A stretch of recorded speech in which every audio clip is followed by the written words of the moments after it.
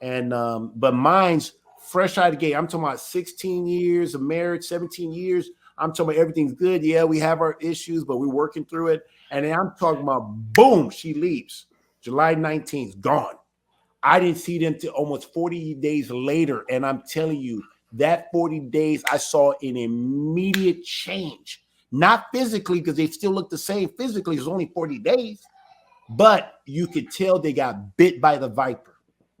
Bit by the viper.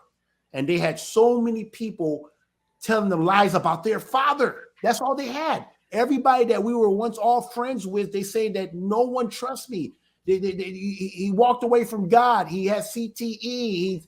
He's joined the cult. He's crazy. Well, I don't know I still don't even know what they said about me to this day.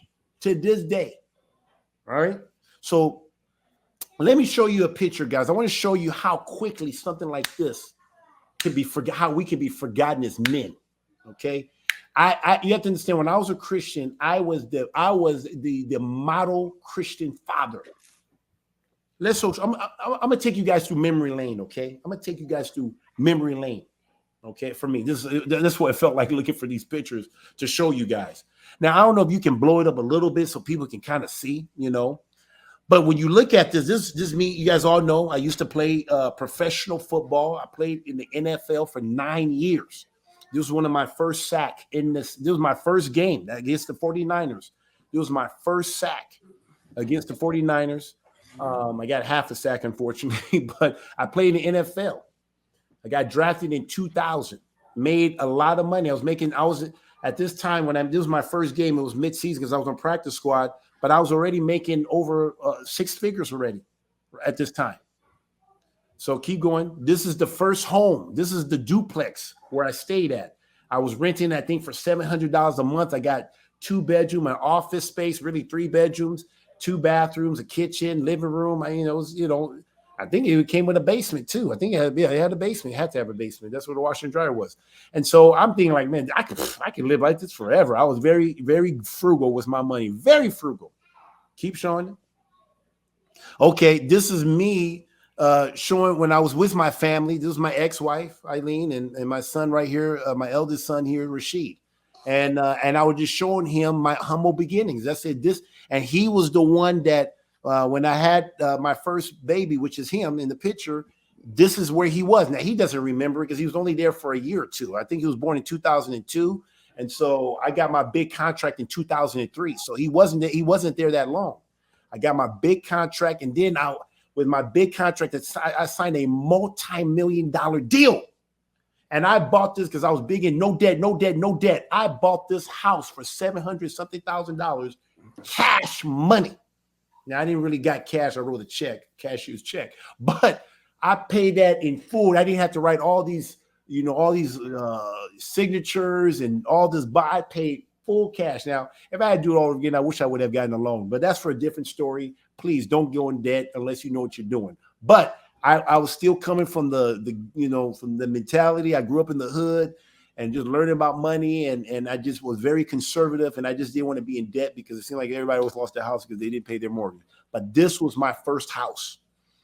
The other one's a duplex, which I was renting. So this was my first house. Then eventually I moved to the big house, which we all now, most of you guys know, this is Straightway Praise Land. You can see right there, this is old pictures. You see the American flag. Man, I was a true American, man. I was proud to be an American, and I was proud to be a Christian. This is how dedicated I was to being a Christian, I even put the American flag over the Christian flag because I was proud. If you look at that flag now, guess what? You don't see an American flag. You don't see a Christian flag. You don't see a flag of Straightway Truth Ministry or Straightway Praise Land. That's the flag we hold down. I can care less about American. I can care less about Christianity. They're all wicked. They're all the same. But man, I was in this, guys. I'm telling you, man, I was able to build this house. This is a 30,000 square feet home. I was able to build it in 2 years. I remember my dad tried to do that. My mom, unfortunately, did some stuff, and it caused the construction to come to a halt. I mean, we had a roof and everything, but we didn't have any carpet. So we had a lot of nails sticking out, and we had to wash dishes in the bathtub because we really didn't have a kitchen sink at the time, and everything was slow. But I told myself, I'm going to make sure my children get to enjoy the house. We didn't get to enjoy the house being built until we came back from college or something. or went to the pros. This is all. This is the 5 sons I had at the time: Rashid, Ali, Jedi, Judah, KJ. Look at sitting there, signature Gbaja-Biamila move, folding their hands and touching their toes. Right, Deacon? Does that bring back memories, Deacon? Oh yeah, I've assimilated. This is what my children do. Yeah. See, Deacon thought, I remember Deacon asked, hey, well, how do you do this stuff? And when I lost my family, I was so low. I was so, just depressed and felt like, I just felt less. I felt like I wasn't a good father, a good husband. I mean, Satan was having a field day. I remember Deacon came up to me. He was Brother David at the time. He said, hey, I'm looking to David. He should be the leader. I'm like, how am I the leader? He's the leader. He knows he's doing. He got a wife that's obedient, keeping the commandments. He got children. Like, what do I have? Like, who am I? I don't even know how I became the head of this community. Okay. So Deacon kind of, told me, hey, how do you get your children to do this? And I'm like, oh. And all of a sudden I remember, like, wait a minute. I'm a father. I've been a father for 16 years. Well, let me show you. Let me put this old trick out of my bag. So I say, okay, you have them do this. You do this. And don't worry about it. They cry. Just the thing is, you want to make sure they do this and watch. They'll fall asleep. Did they do exactly what I said was going to happen, Deacon? Oh, yeah. It was like, man, you could tell I was a Cajun vet. Like, I was a veteran dad. Like, I said, man, I used to be dad whisperer. They used to call me the kid whisperer, the child whisperer, or whatever. Anybody that wanted their children to be trained, because everybody saw how my children could be in any environment, and they were trained, well behaved. Keep showing more pictures. This is us, guys. Look at. This is the bedroom. This is my children's bedroom. I have like different bedroom scenery. So this is where after they go from the nursery, they go into this room and it has a bunch of bunk beds in there. And so when they go from the nursery, we move them here, and then we move them to the adjacent bedroom that's connected to the bathroom when they become 9. And then when they turn teenagers, we move them to the big boys' room. And then we were hoping that when they go off to kind of be like a little manufacturer, obviously I create the children, right?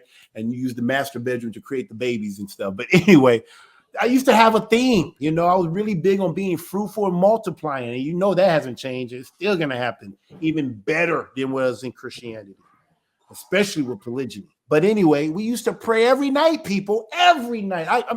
I don't know a time we didn't pray. Maybe when I was, maybe when I had a game or out of town, but man, I'm telling you, we prayed. There's a slogan in Christianity: a family that prays together, stay together. I'm here to tell you that is bullshit. Now, I know I'm not saying that, maybe keeping the commands different, but I'm just saying I don't do that anymore. I pray, we pray over the food. We have corporate prayer, but I don't really make it a big habit to say, okay, if I can, but I don't like, oh, I gotta pray. I gotta go. No. I tell my women. Now my women, they'll pray. They'll pray over over my seed and everything, and they do a good job. So anyway, so this is what we used to do as a family. And then after we pray, I used to do this too. I didn't even know this is a Hebrew culture, but maybe because I saw some of the book, greet each other with hugs and kiss. Children, they got cooties and stuff. But we got in line from oldest to youngest, and we will have them all hug each other. And then this is how we go to bed. This was our routine. Guys, I did it. Why I was able to do it? Because I made a lot of money. I was a multi-millionaire at 24. Was 24 I said? 24, 25, 26? 26. 26. I was 26 years old, and I was a multi-millionaire coming out of South Central Los Angeles. So when my career is over in 9 years, my eldest son was only 6 years old. I had the ability to retire. I could have played more years. If anybody ever want to know, here's the official news. Newsflash: Kabir retired because of his family. He wanted to spend more time. He wanted to be a present dad. He wanted to be a present husband. He wanted to do it right. And I retired early because I was good with my money. I thought I had a good Christian community that believed in God and everything. So I said, I don't need to go anywhere. I don't need to be going from team to team and wind this out. I can stop now and just enjoy and be a part of the church community and all stuff. I even built the house. The house was even built with Christianity in mind, with the gym and the guest house, trying to save money for churches so they can do, I was just trying to do the Christian thing based off of what I read in the Bible. This is our old home right here. They had a theater in there. This is the first home I bought. Put a theater in there. We always did family nights or movie nights Saturday. Did you see that hot tub one? Did you see the hot tub? Yeah, I already put that up. Yep. Yeah. The children in the hot tub, guys. I'm telling you, I was a great dad, and I'm not here to tell people like, well, maybe I wasn't. And I'm gonna tell you the reason why. But keep going, keep going.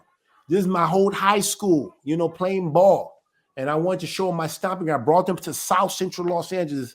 Now Crenshaw has no grass; they have field turf, which I actually help. I actually help with the NFL to get Crenshaw High School a field turf. We were able to get that through my association with the NFL and put it in a deal so they can do this for Crenshaw. So that was kind of cool to see that. This is my brother, my younger brother, my junior. He's right next to me. He's one of the hosts for American Ninja Warrior. Was able to take them there. We're on a family vacation. We drove. I mean, my children, bro. I'm telling you, that's their cousins, their all that stuff, aunties or whatever. This is us on a vacation.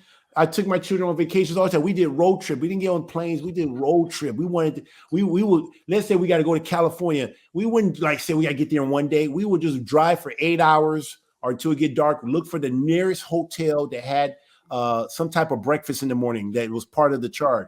And we would move in. I'll get 2 rooms. The boys would be me. The girls, it was just Eileen and them, and the young ones. And it was just it was like, you think this would be a memory that would last a lifetime. A lifetime. I wanted to give them an experience that they would never forget. I didn't have this growing up. And I love my dad. I'm saying, man, if I love my dad and I didn't even get all this experience, how much more will my children love me? Whew. Keep playing, man. Keep showing this. This is at the Rocky Mountain, going to New Mexico. This is just one vacation. This is just driving through town, stopping at different sites. But we did stuff like this. This is here at the what they call this stuff, Mount Rushmore. Mount Rushmore.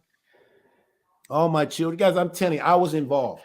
This is my children doing with their friends paintball shooting. I wasn't approved. They got to have fun. You know what I'm saying?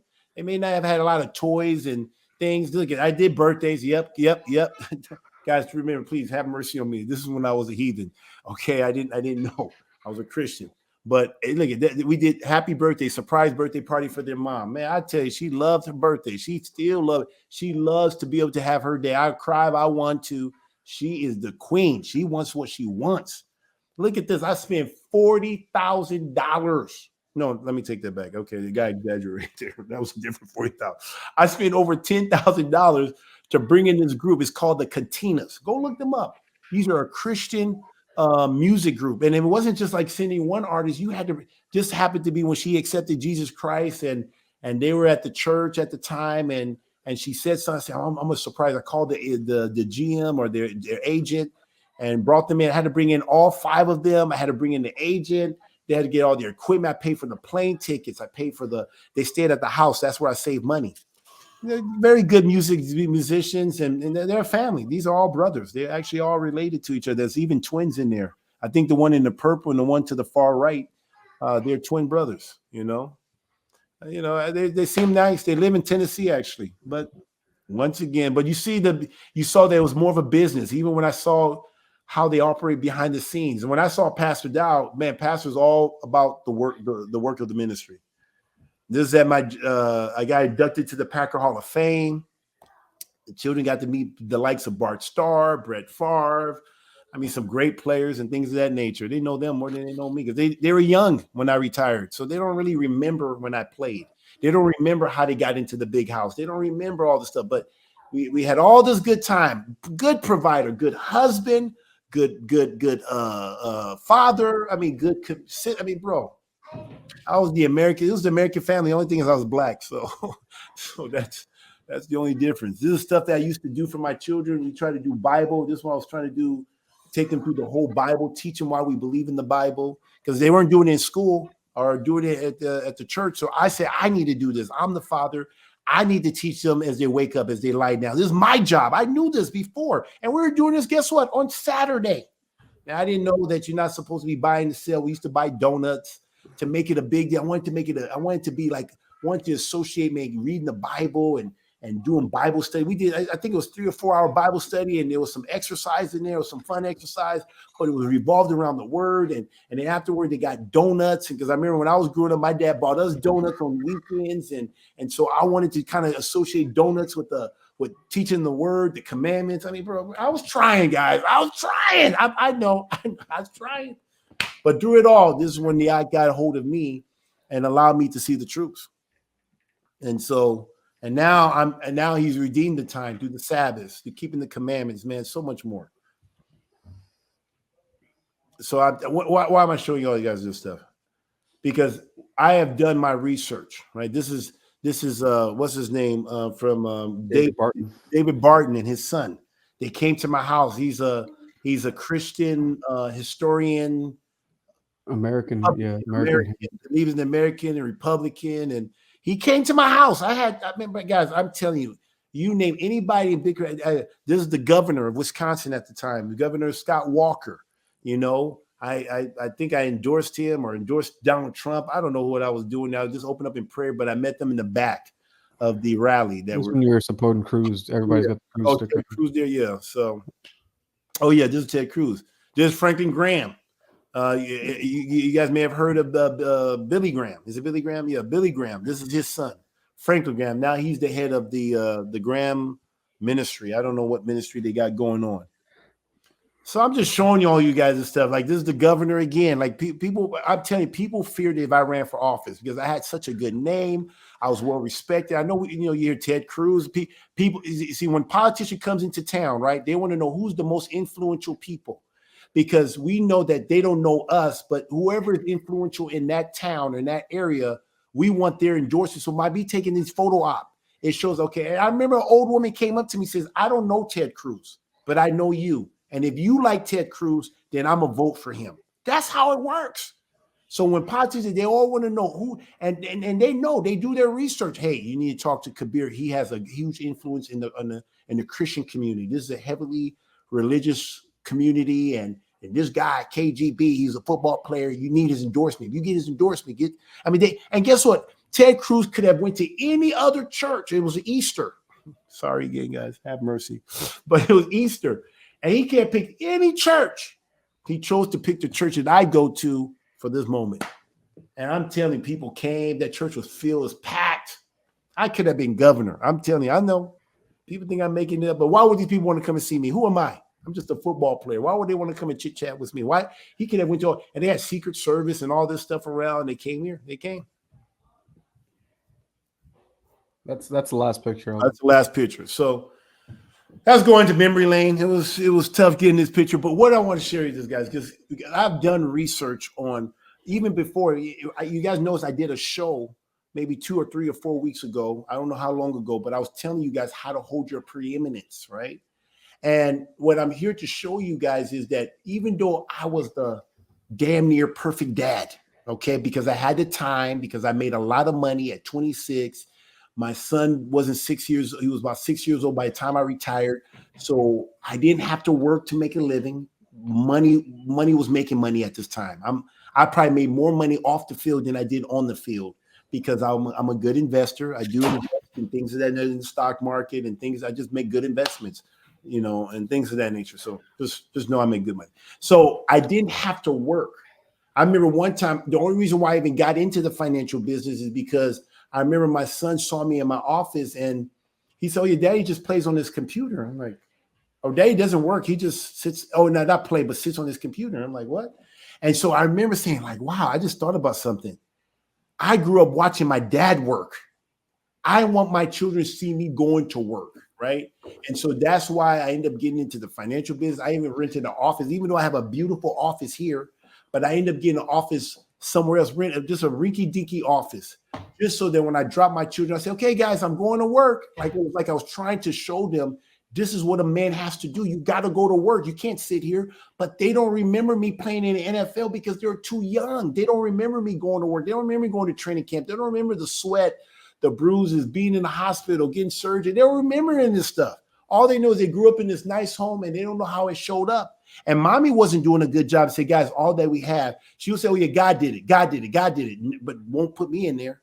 won't say, guys, you know something, by the grace of God, God gave us a good father. This is what women should be doing. Yah has blessed us with an amazing father. I have an amazing husband. All that we have, the luxury, everything that we have provided is by the sweat equity of your father. And Yah has given your dad good health to be able to produce all of this stuff, produce you guys, produce all this. She wasn't reverencing me, according to Ephesians chapter 5, verse 33. I was loving her, but she wasn't reverencing me. But in Christianity, women do not have to reverence their husband. They can treat them worse than a dog, and they still be celebrated in Christianity. I'm just being honest. If I'm wrong, if you're a Christian, tell me I'm wrong. Tell me, please prove me wrong. I would love for you to prove me wrong. Show me your church, and I'll show you what I'm talking about. Just show me your church. So I did all that, right? I was a good father. Boom, made a lot of money. But then I talked to other men. Here's another. I talked to another man who went to jail. He went to jail, got out, lost his children, and so he tried to, he kind of lost their preeminence. So he tried to spoil them, give them money, try to do things. And guess what? When you hear these children talk to their dad, I'm talking about, it is absolutely rude. You wouldn't even like, well, daddy, I mean, I'm talking about, they talking to him like he's worse than a dog. I mean, they showed me, he let me listen to a recording, and I'm listening to the recording. I said, is this your daughter talking to you like that? Like, what? I'm like, bro, I'm talking about, things were just going off in my brain. I just had a hard time, because I'm like, what? I talked to another father, another guy, and I don't know how I get all these recordings. He was telling me a recording of his daughter, of cussing him out. Now, this guy actually went to a different type of jail, aka military. I think he was in, I don't know, the Marines or whatever, but this man served this country. I don't want to say this great nation, but he served America. He served America, put his life on the line for this damn country, just like our shepherd and a lot of the brothers in the ministry. Put his life on the thing, lost his family while he was overseas. His wife was moving and divorcing him while he was overseas fighting for this country. And the country wasn't protecting him, threw him right under the bus. Lost everything, lost his whatever, paying child support. I mean, it was just crazy. And his daughter, guess what? Talked to him like he's a dog. And this is a man that served in the military, Christian. Guys, I'm just telling you. But he, even though, and this guy now is a command, but he kind of, gave some money, tried to do some stuff, and he said he did spoil her. But why? Because he felt bad, because he was serving, he wasn't really there, they were young, and everybody feels bad. I get it. Now, guys, I'm here to tell you, I got the same results. 16 years at the helm, providing for my family, giving them the best. And guess what? Everything I have ever done for them has been forgotten like this. Like this.